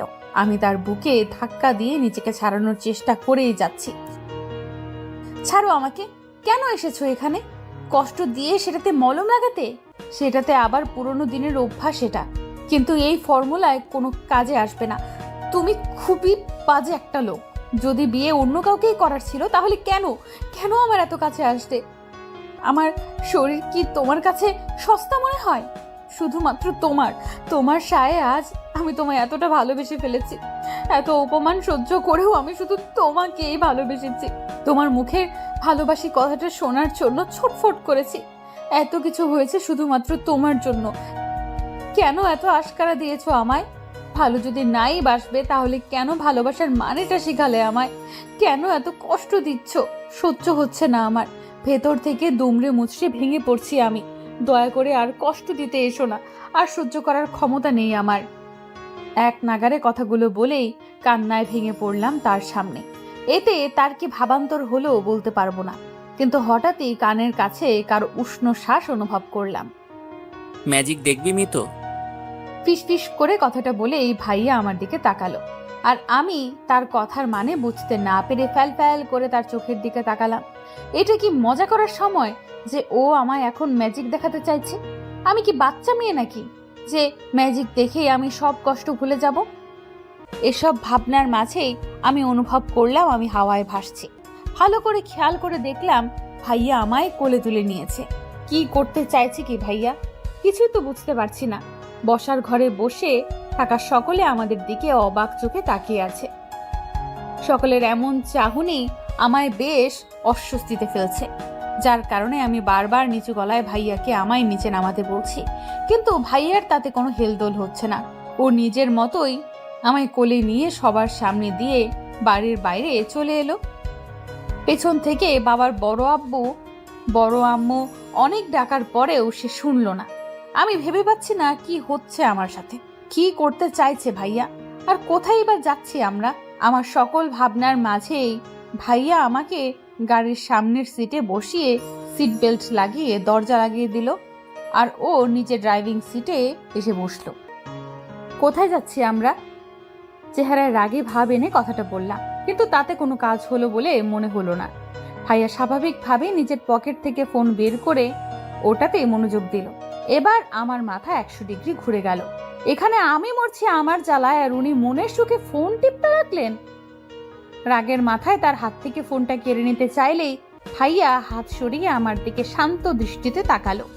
আমার দিকে তাকিয়ে থেকেই হাতের ফোনটা পকেটে পুরে এবার গাড়ি চালাতে শুরু করলো। এবার আমার টনক নড়ে উঠল। এই গাড়ি থামাও। কোথায় যাচ্ছি আমরা? কোথায় নিয়ে যাচ্ছ আমায়? আমি কোথাও যাব না তোমার সাথে, শুনেছ? আমি তোমার সাথে কোথাও যাব না। গাড়ি থামাও বলছি। এক নাগারে বক বক করতে করতে তার স্টিয়ারিং এ থাকা হাত ধরে টানাটানি করছি, আর ভাইয়া একদম ডোন্ট কেয়ার ভাব নিয়ে গাড়ি চালাচ্ছে। বক বক করতে করতে হঠাৎ আমার মনে হলো গাড়ি থেমে গেছে। আমি ভাইয়ার হাত ধরে থাকা অবস্থাতেই আশেপাশে তাকালাম। হ্যাঁ, গাড়ি থেমে গেছে। তাহলে কি ভাইয়া আমার বকবকানিতে রাগ করেই গাড়ি থামালো? এবার আমার ভয় লাগা শুরু করলো। ছোটখাটো একটা ঢোক গিলে ভাইয়ার দিকে তাকাতেই দেখি ভাইয়া গাড়ি থেকে নামছে। আরে কোথায় যাচ্ছ? আমার প্রশ্নের কোনো উত্তর না দিয়ে ভাইয়া গাড়ি থেকে নেমে আমার পাশে এসে গাড়ির দরজা খুলে শটান আমার কোলে তুলে নিল। ভাইয়ার এমন বিহেভিয়ারে সত্যি আমি অবাক হচ্ছি। আসলে কি করতে চাচ্ছে ভাইয়া, আর আমরা কোথায় বা যাচ্ছি? আমি জায়গাটা চেনার জন্য আশেপাশে তাকালাম। হঠাৎই আমার চোখের সামনে অফিসের টাঙানো বোর্ডের উপর আটকে গেল। সাথে সাথেই বুকটা ধরাস করে উঠল। এ তো ম্যারেজ রেজিস্ট্রি অফিস, কিন্তু ভাইয়া আমায় এখানে কেন নিয়ে এলো? না না, আর এই লোকে বিশ্বাস করা যাবে না। এর মতলব আমার কাছে ঠিক লাগছে না। তাই নিজের শরীরের সর্বশক্তি দিয়ে নিজের হাত পা ছোড়াছুড়ি শুরু করে দিলাম। ছাড়ো আমায়, আমি কোথাও যাব না। আমায় এখানে কেন নিয়ে এসেছো? আমি যাব না তোমার সাথে, ছাড়ো বলছি আমায়। হাত পা ছোড়াছুড়ি করেও কোনো লাভ হলো না। ভাইয়া খুব শক্তভাবে আমায় ধরে অফিসের ভেতরে ঢুকলো। ও ভেতরে ঢুকতেই দুজন ছেলে ওর সাথে এসে দাঁড়ালো। আমি এই দুজন ছেলেকে চিনি, আরমান ভাইয়ের বেস্ট ফ্রেন্ড রনি আর পিয়াস। ছোট থেকে খুব ভালো বন্ধু এরা। ওরা কাছে আসতেই আরমান ভাই তাদের উদ্দেশ্যে বলে উঠল, সব রেডি তো? হ্যাঁ, সব অ্যারেঞ্জমেন্ট হয়ে গেছে। আরে আমি কাজী সাহেবকেও রেডি করে রেখে দিয়েছি, শুধু তোদের আসায় অপেক্ষা ছিল। রনি ভাইয়ার কথা শুনে আমার ভয় আরো দ্বিগুণ বেড়ে গেল। একটা ঢোক গিলে ভাইয়ার দিকে তাকালাম। পিয়াস ভাইয়া আর আরমান ভাইয়ের কোলে দেখে দাঁত কেলিয়ে বলে উঠল, কিরে ভাই, শেষমেশ ভাবিকেও তুলে নিয়ে চলে এলি? অত কথা বাদ দে, আর নিজেদের কাজে মন দে। বলেই আমার একটা চেয়ারে বসিয়ে দিল। আমার সামনে একজন উকিল কালো কোট পরে বসে আছে। ভাইয়া তাকে উদ্দেশ্য করে বলে উঠল, কাগজপত্র সব রেডি? হ্যাঁ হ্যাঁ, শুধু সাইনটা করে দিলেই হয়ে যাবে। বলেই উকিল মহাশয় ভাইয়ার সামনে কিছু একটা কাগজ আর একটা কলম এগিয়ে দিল। ভাইয়া কলম হাতে নিতেই আমি একটা ঢোক গিললাম। আজ তো ঢোক গিয়েই আমার পেট ভরাতে হবে দেখছি। আরে আমি তো ভুলেই গিয়েছিলাম, এত কিছুর মধ্যে তো আমার ডিনারটাই হয়নি। আমি হয়তো একাই একজন যে বিপদে পড়লে খাওয়ার কথা মনে পড়ে। খাওয়ার কথা মনে পড়তে আমার প্রচন্ড রকম খিদে পেল। খিদে পেট চোচো করতে লাগলো, কিন্তু নিজের খিদেটাকে এই মুহূর্তে দমন করে ভাইয়ার দিকে মনোযোগ দিলাম। ভাইয়া হাতে কাগজ নিয়ে সাথে সাথে সাইন করে দিল। তার সাথে রনি ভাই আর পিয়াস ভাইও, বুঝলাম তারা সাক্ষী হিসাবে সাইন করলো। এবার এলো আমার পালা। ভাইয়া আমার দিকে তাকাতেই আমার বুক ধক করে উঠলো। অলরেডি আমার হাত পা কাঁপাকাঁপি শুরু হয়ে গেছে। কি করব কিছুই বুঝে উঠতে পারছি না। পালাবো নাকি? কিন্তু তার জন্যও তো হাত পা চলার দরকার। আমার তো হাত পা কিছুই কাজ করছে না। ভয়াতুর দৃষ্টিতে ভাইয়ার দিকে তাকালাম। ভাইয়া আমার কাছেই এগিয়ে আসছে। আমার কাছে এসেই পেপারটা আমার সামনে তুলে ধরলো। সাইন কর। না, আমি সাইন করব না বলেই আমি মুখ ঘুরিয়ে নিলাম। কি করে করব সাইন? যতই আমি আরমান ভাইকে ভালোবাসি না কেন, তবুও আমার জীবনে আমার বাবা মার প্রায়োরিটিটা অনেক বেশি। তাদের না জানি আমি কি করে বিয়ে করে নিতে পারি। আমি চাই আরমান ভাইকে বিয়ে করতে, কিন্তু এভাবে নয়। পরিবারের সম্মতিতে বাবা মাকে সামনে রেখে বিয়েটা করতে চাই। বাবা মারও তো কত ইচ্ছে আছে আমার বিয়ে নিয়ে। আমি কি করে তাদের এইভাবে ঠকাতে পারি? আমার কান্না পাচ্ছে, ভীষণ কান্না পাচ্ছে। ভাইয়া যদি আমায় বিয়েই করতে চায় তো কথাটা সবার সামনে কেন বললো না? এইভাবে সবার আড়ালে বিয়ে করার মানে কি? এইসব ভাবনার মাঝেই আমি অনুভব করলাম আমার চেয়ার দুলছে। হঠাৎ এমন কিছু হওয়ায় কিছুটা ভড়কে গেলাম, কিন্তু নিজেকে সামলে নিয়ে বুঝলাম ভাইয়া আমাকে তার দিকে ঘুরিয়ে দুই পাশে চেয়ারের হাতল হাতে রেখে একদম আমার মুখের কাছে মুখ এনে বলল, সাইন করবি নাকি আমি ওই মেয়েকে গিয়ে বিয়ে করে নিব যার সাথে আমার বাবা মা আমার বিয়ে ঠিক করেছে? 5 কলেমা 3 বার কবুল আর 101 টাকা দেন মোহরে আমাদের বিয়েটা সম্পূর্ণ হলো। এই মুহূর্তে নিজেকে পৃথিবীর সবচেয়ে বড় স্বার্থপর বলে মনে হচ্ছে, যে নিজের সুখের জন্য বাবা মাকে এভাবে ঠকালো। বাড়িতে গিয়ে কিভাবে সবার সামনে দাঁড়াবো আমি? কিভাবে তাদের জানাবো আরমান ভাইকে পাওয়ার লোভে আমি তাদের শখ আহ্লাদকে জলাঞ্জলি দিয়ে এসেছি? তারা কি সহ্য করতে পারবে এটা? বাবা মাকে কি করে বলবো যে তাদের মেয়ে এতটা স্বার্থপর হয়ে গেছে? খুব কান্না পাচ্ছে আমার, খুব। আমার সাথেই কেন এমন হয় আমি বুঝি না। যেখানে আরমান ভাইকে দিয়ে করার খুশিতে আমার লাফানো উচিত, সেখানে আমি কিনা বাবা মাকে কি জবাব দিব সেই ভাবনায় বিভোর। আমার ভাবনার মাঝে আরমান ভাই আমায় কোলে তুলে নিলেন। বুঝতে পেরেছি এই লোক আজ আমায় আর হাঁটতেই দেবে না। সেই কখন থেকে শুধু কোলে চড়েই বেড়াচ্ছি ছোট বাচ্চাদের মতো। আমি কি হাঁটতে পারি না নাকি? আমি অসহায় দৃষ্টিতে ভাইয়ার দিকে তাকালাম। ভাইয়া প্লিজ নিচে নামাও। আমায় বাড়ির লোক এভাবে দেখলে আমায় অস্বস্তিতে পড়তে হবে, প্লিজ। আমি আমার মিনতির সুরও বুঝি তার কান অব্দি গেল না। সে নিজের মতোই হেঁটে চলেছে।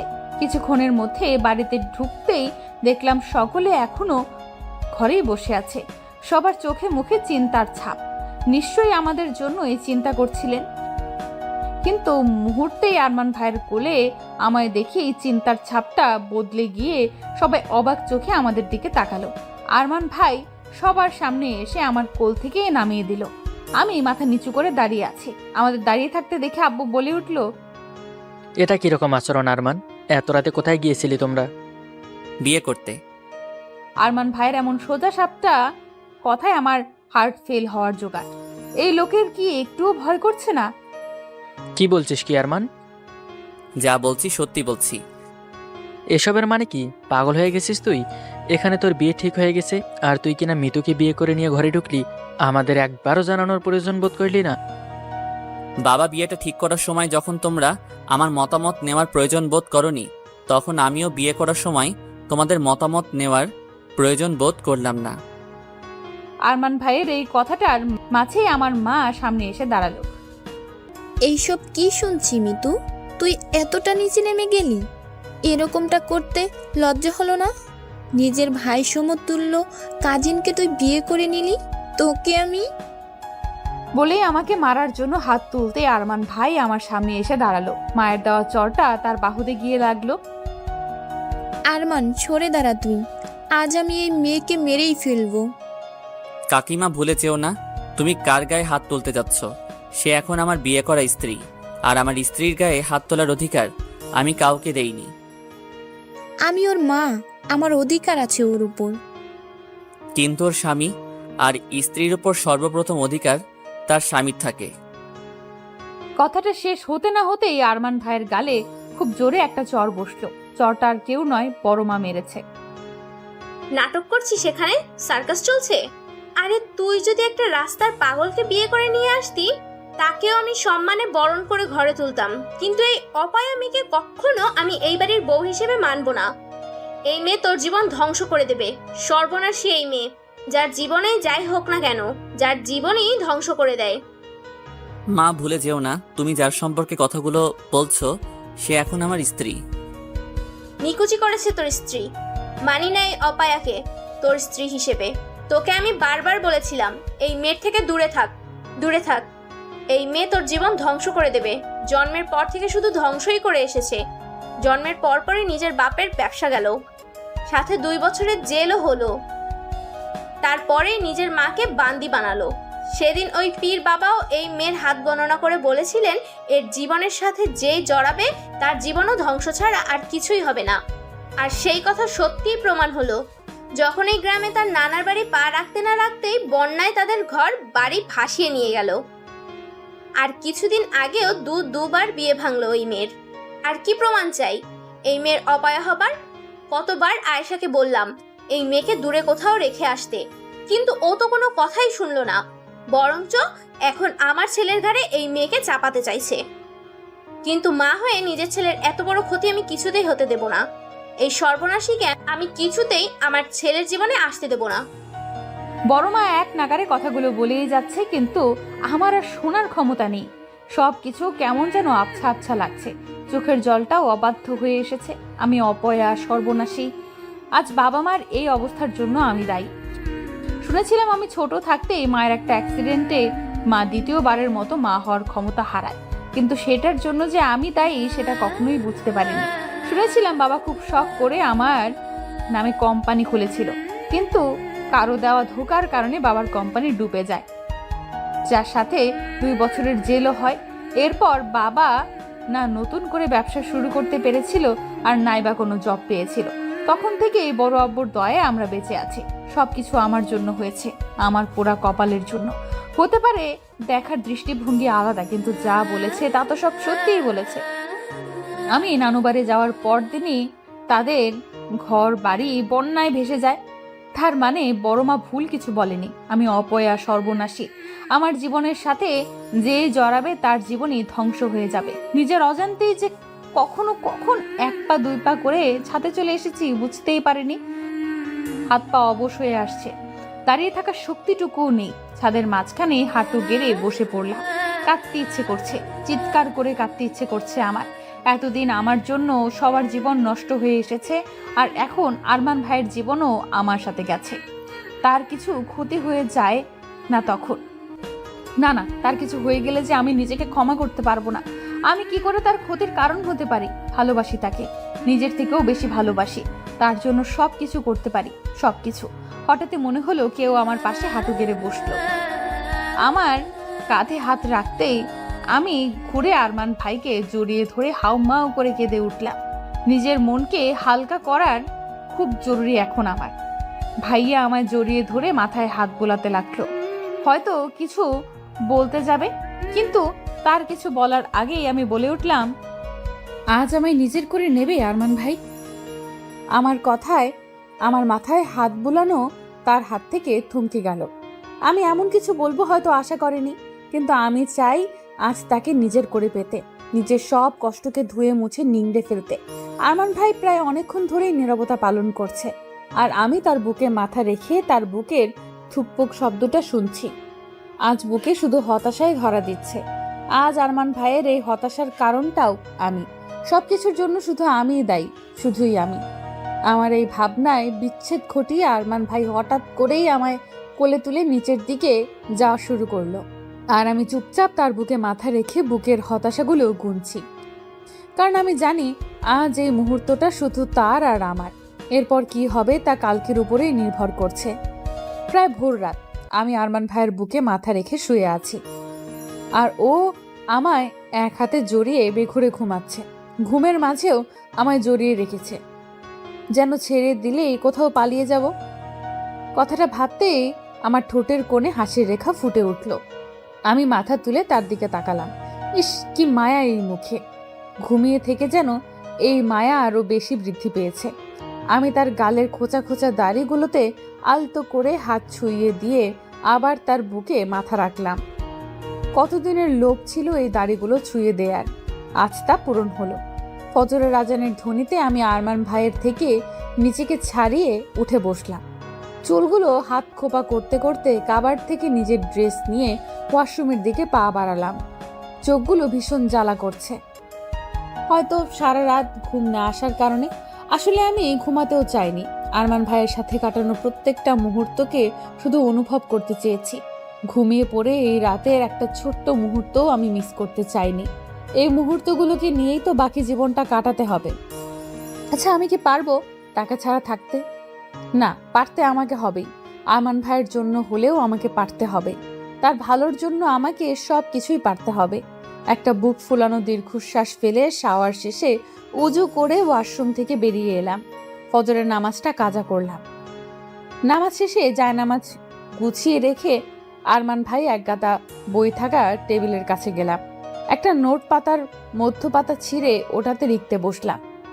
লেখা ততটাও ভালো না, ভাঙা ভাঙা হাতা, বাঁকা বাঁকা অক্ষরে মনে আসছিল, তাই লিখে যাচ্ছিলাম। আজ এই লেখাটা আমাদের জীবন বদলে দেবে।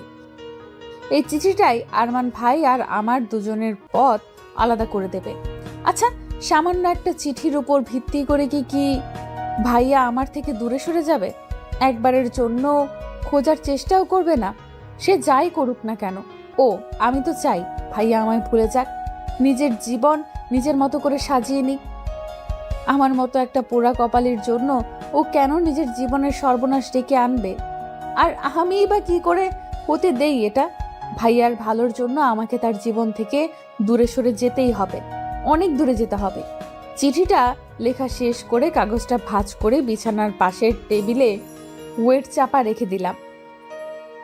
তারপর নিজের প্রয়োজনীয় জিনিসপত্র নিয়ে বেরিয়ে পড়লাম ঘর থেকে, আরমান ভাইয়ের জীবন থেকে অনেক দূরে সরে যাওয়ার জন্য, সারা জীবনের জন্য। আজ 11 দিন আমি ওই বাড়ি ছেড়ে চলে এসেছি। এখানে চট্টগ্রামে বসবাসরত এক বন্ধু টিয়ার বাড়িতে উঠেছিলাম। তার মা এক এনজিওর মেম্বার। আমি তাদের সাথে কথা বলেই এনজিওতে একটা কাজের কথা বলি। যেহেতু নিজের এডুকেশনের সকল কাগজপত্র সাথে নিয়েই এসেছিলাম, তাই কাজটা পেতে ততটা বেগ পেতে হলো না। কিন্তু আমার অতীত শুনে টিয়ার মা আমার দিকে এক অন্যরকম নজরে তাকানো শুরু করলেন। সেই নজর খুব সহজেই পড়ে নেওয়া যায়। নিজের লাভের জন্য তো আর অন্যের ক্ষতি করতে পারি না, তাই হাতে যতটুকু টাকা ছিল তার সব কিছু দিয়ে একটা ফ্ল্যাট ভাড়া নিয়েছিলাম। আজ আমি পুরো, আর আমার জন্য অন্য কারো কোনো ক্ষতি হবে না। কারণ না, রাত নয়, ল্যাম্পপোস্টের আলোয় রাস্তার ধার ঘেঁষে আনমনে হেঁটে চলেছি। এনজিওর একটা কাজে এলাকা এলাকা গিয়ে মিটিংয়ের মাধ্যমে সমাজের মানুষদের সামাজিক গুরুত্বপূর্ণ বিভিন্ন ধরনের পরামর্শ দিতে দিতে অনেকটা দেরি হয়ে গেছে। মেইন রোড দিয়েই এলাম, চাইলে রিক্সা ভাড়াও করে নিতে পারতাম, কিন্তু আমি এখনো আমার কাজের মাইনে পাইনি। আর আমার কাছে যতটুকু টাকা আছে সেটা দিয়ে আমায় পুরো মাস চলতে হবে। তাই টাকা বাঁচানোর জন্য ছোট্ট একটা পদক্ষেপ মাত্র এটা। ল্যাম্পপোস্টের মৃদু আলো ছড়াচ্ছে পুরো রাস্তায়, আর আমি একাই একটা মেয়ে হেঁটে চলেছি এক ধোঁয়াশা জীবনের উদ্দেশ্যে। এই মুহূর্তে বাড়ির লোকদের কথা খুব মনে পড়ছে আমার। আচ্ছা, বাবা মা যখন আমায় বাড়িতে খুঁজে পায়নি তখন তাদের মানসিক অবস্থা কেমন ছিল? নিশ্চয়ই খুব কেঁদেছে। আর আরমান ভাই, সে কি আমায় খুঁজেছে, নাকি চিঠিটাকেই মান্য দিয়ে নিজের নতুন করে জীবন শুরু করেছে? এই 11 দিনেই কি ও আমায় ভুলে গেছে? আচ্ছা, আমার কথা মনে করে ও, নাকি সব কিছু আবেগ ভেবে উড়িয়ে দিয়েছে? চোখের কোণটা ঝাপসা হয়ে এলো। ডান হাতের উল্টো পিঠ দিয়ে চোখটা মুছতেই পেছনে খুব দ্রুত চলন্ত গাড়ির শব্দ পেলাম। ভয়ে পেছনে তাকিয়ে দেখি গাড়িটা খুব দ্রুত আমার দিকে এগিয়ে আসছে।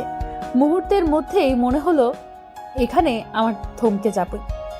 নিজের অজান্তেই নিজের হাতটাকে সাহারা ভেবে ডান হাত মুখের সামনে নিয়ে এসে বাঁচার চেষ্টা করলাম, কিন্তু এ কি, হঠাৎই মনে হলো গাড়ি আমার খুব কাছে এসে থেমে গেছে। হাত সরিয়ে সামনে তাকাতে যাব তার আগেই কারো হাত খুব শক্ত করে আমায় গলা চেপে ধরে আমায় পিছিয়ে নিয়ে যেতে যেতে কিছু একটার সাথে আমার পিঠ ঠেকালো। ঘটনাটা খুব দ্রুত ঘটে যাওয়ার জন্য আমার মাথায় কিছুই ঢুকলো না। নিজের হাত পেছনে নিয়ে গেলে বুঝতে পারলাম আমি গাছের সাথে আটকেছি। এবার আমি গাছ থেকে হাত সরিয়ে গলায় থাকা হাতটা ধরে নিজেকে ছাড়ানোর চেষ্টা করতে লাগলাম। এই যেন আমার দম বন্ধ হয়ে যাবে। আমি বাঁচার জন্য ছটফট করতে করতে সামনের দিকে তাকাতেই থমকে গেলাম। ল্যাম্পপোস্টের আলোর সাথে গাড়ির হেডলাইটের আলোয় আরমান ভাইয়ের ভয়ঙ্কর মুখটা আরো বেশি ভয়ঙ্কর হয়ে উঠেছে। আমি আমার গলায় থাকা হাতটার কথা ভুলে তার দিকে অবাক চোখে তাকালে, ইস, কি অবস্থা করেছে নিজের চেহারার। উস্কো খুস্কো চুল, খোঁজা খোঁজা দাড়িগুলোকেও হালকা বেড়ে গেছে। চোখের লাল আভাটা যেন আমায় জ্বালিয়ে দিচ্ছে। ভাইয়া এবার আমার গলায় হাত রেখে আমার দিকে কিছুটা এগিয়ে এলো। আমার চোখে চোখ রেখে বলল, সাহস হলো কি করে তোর আমার থেকে দূরে পালাবার কথা ভাবতে? আরমান ভাইয়ের মুখ থেকে এক উদ্ভট গন্ধ বেরোচ্ছে। বুঝলাম ভাইয়া ড্রিঙ্ক করেছে, আর তাই এতটা কন্ট্রোল লেস হয়ে গেছে। আমায় চুপ থাকতে দেখে ভাইয়া আরো কঠিন গলায় বলে উঠল, যদি দূরেই চলে যাবি তাহলে সেই রাতে আমার সাথে বিছানায় শুয়েছিলি কেন? নিজের শরীরের খিদে মেটানোর জন্য? তার কথায় এইবার আমি ঘেন্নায় মুখ সরিয়ে নিলাম। অস্পষ্ট কণ্ঠে কিছু বলতে যাব তার আগেই আরমান ভাই আলমোড়ো শক্ত করে আমার গলা চেপে ধরে বলল, চুপ, একদম চুপ। একটা শব্দ গলা থেকে বের করলে গলা চেপে মেরে এখানেই পুঁতে রাখবো। কি ভেবেছিস কি তুই আমি তোকে খুঁজে পাবো না? এই পৃথিবীর যেই কোণাতেই লুকিয়ে থাক না কেন, তোকে আমি খুঁজে বের করবই। আমার থেকে পালানো এতটা সহজ নয়। খুঁজে তো আমি তোকে সেই কবে পেয়েছি, কিন্তু প্রচণ্ড রকমের রাগ আমাকে জেঁকে বসেছিল। ভেবেছিলাম যখন তুই আমার থেকে দূরে গিয়ে নতুন জীবন শুরু করতে চাস, তাহলে আমি কেন পারবো না? ভুলতে চেয়েছিলাম তোকে। তোকে ভোলার জন্য সব ধরনের মাদক দ্রব্য সেবন করে মাদকাসক্ত হয়েছি, কিন্তু তোর নেশা সবকিছুকে হার মানিয়ে দিয়েছে। একটা মুহূর্ত তোকে ভুলতে দেয়নি আমায়। নেশা তুই আমার, তোর নেশাতে নেশাগ্রস্ত আমি। তোকে ছাড়া থাকা অসম্ভব। আরমান ভাইয়ের কথাগুলো বলতে বলতে আমার গলা ছেড়ে গালো বুড়ো আঙুল দিয়ে স্লাইড করতে লাগলো। নিজের ঠোঁট আমার ঠোঁটের একদম কাছাকাছি নিয়ে এলো। তার এমন আচরণে আমার বুক দুমড়ে মুচড়ে যাচ্ছে। ভীষণ কান্না পাচ্ছে আমার, কাঁদতে ইচ্ছে করছে। তার বুকে মাথা রেখে কাঁদতে ইচ্ছে করছে, কিন্তু আমার সব ইচ্ছেকে ধুলি চাপা দিয়ে ভাইয়া হঠাৎই আমার গাল ছেড়ে হাত ধরে টানতে টানতে গাড়ির দিকে নিয়ে যেতে লাগলো। হঠাৎ করেই আমার গালে খুব জোরে একটা চড় পড়ে। গালে হাত দিয়ে অশ্রুসিক্ত চোখে অপরাধীর মতো মাথা নিচু করে দাঁড়িয়ে আছি বাড়ির সকলের সামনে। থামলে কেন কাকি? আরো দুটো কষে দাও, এই মেয়ে এটারই যোগ্য। আরমান ভাইয়ের কথা শুনে আমার কান্নার বেগ আরো বেশি বেড়ে গেল, কিন্তু আমার মা আমার কান্নাকে পাত্তা না দিয়ে আমার দু বাহু শক্ত করে ধরে নিজের দিকে ঘোরালো।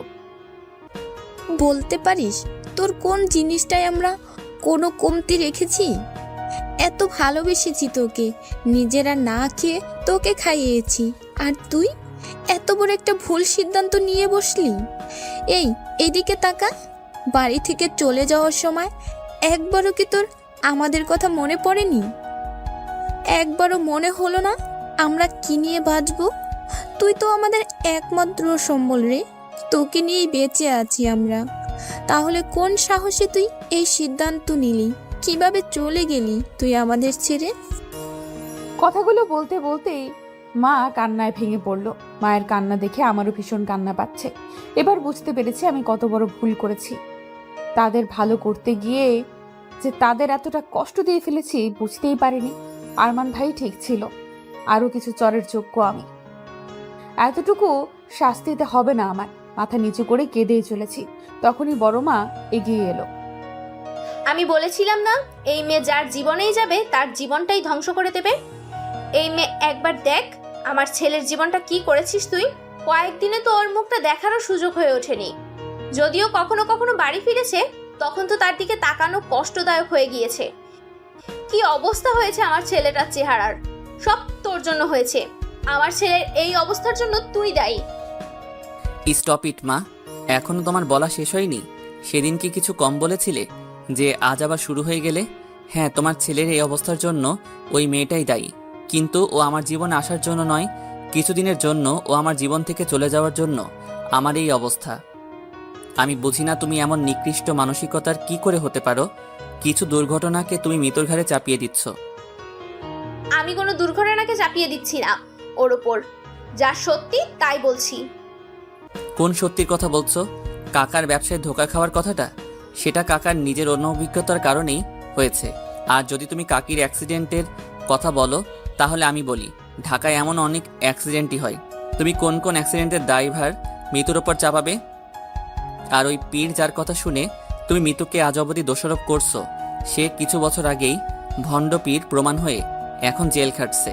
আর এখন বাকি রইল দুবার বিয়ে ভাঙার কথা, ওটা মৃত্যুর জন্য নয়, আমার জন্য ভেঙেছে। ভাইয়ার এই কথায় সবাই তার দিকে অবাক চোখে তাকালো। আমার চোখেও প্রশ্নবোধক চিহ্ন আটকে রইল। আমার বিয়ে ভাইয়ার জন্য ভেঙেছে, কিন্তু কিভাবে? আমি ভেঙেছি ওই বিয়ে। আমি জানতাম মা মিতুকে ততটা পছন্দ করে না, তাই তার থেকে দূরে থাকার চেষ্টা করতাম। কিন্তু আমি ওকে অন্য কারোরও হতে দিতে পারতাম না, তাই সবার আড়ালেই আমি ওর বিয়ে ভেঙেছি। আর ওই বন্যা? মা, বন্যা আসবে এই নিউজটা খবরে নিউজ পেপারে কতদিন আগে থেকে ছাপা হচ্ছিল। এটা একটা প্রাকৃতিক দুর্যোগ, যা মিতু গ্রামে গেলেও আসতো, না গেলেও আসতো। তবে কি জানো তো মা, তোমার এই দৃষ্টিভঙ্গি আমি হাজার চেষ্টা করলেও বদলাতে পারবো না, যদি না তুমি নিজের থেকে বদলানোর চেষ্টা করো। বড় মা আরো কিছু বলতে যাবে, কিন্তু তার আগেই বড় আব্বু বলে উঠল, উফ, কি হচ্ছে এখানে? এত সব কথা কেন হচ্ছে? আমাকে বলবে দয়া করে।